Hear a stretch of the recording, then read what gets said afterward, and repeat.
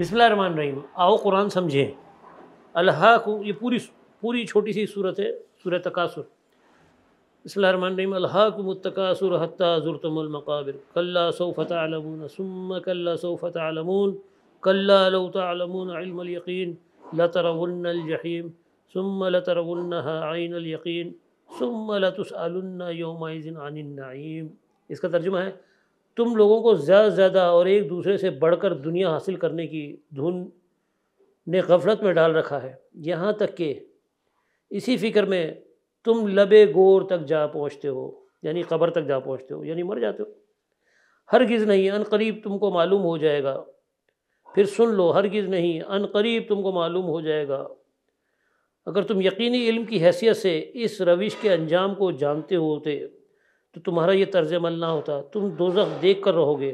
پھر سن لو کہ تم بالکل یقین کے ساتھ اسے دیکھ لو گے، پھر ضرور اس روز تم سے ان نعمتوں کے بارے میں جواب طلبی کی جائے گی۔ یہ ہے جی ہمارا اصل مسئلہ، جو اللہ تعالیٰ نے ہمیں ایک چھوٹی صورت کو اگر مکمل دیکھیں، اس مکمل بات اس کے اندر آ گئی ہے۔ بہترین بیان ہے کہ آج جو ہم جو کر رہے ہیں آج کل، یعنی مال اور حوث، مال و متاع کے پیچھے لگے ہوئے ہیں۔ ہم چاہتے ہیں زیادہ سے زیادہ جمع مال و وعدد، یعنی ہم بس لگے رہتے ہیں، آج اتنے ہو گئے وعدد، اور اس کو گنتے رہتے ہیں ہم، یعنی اس کو اللہ کی راہ میں خرچ نہیں کرتے، نہ کسی یتیم کا خیال کرتے ہیں، بلکہ ہم کیا کرتے ہیں، اس کو جمع کر کے سینت کے رکھتے رہتے ہیں۔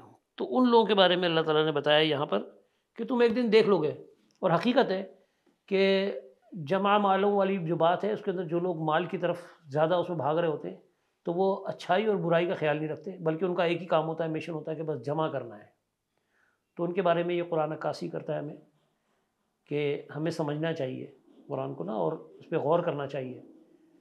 چلیں اپنا خیال رکھیں، السلام علیکم۔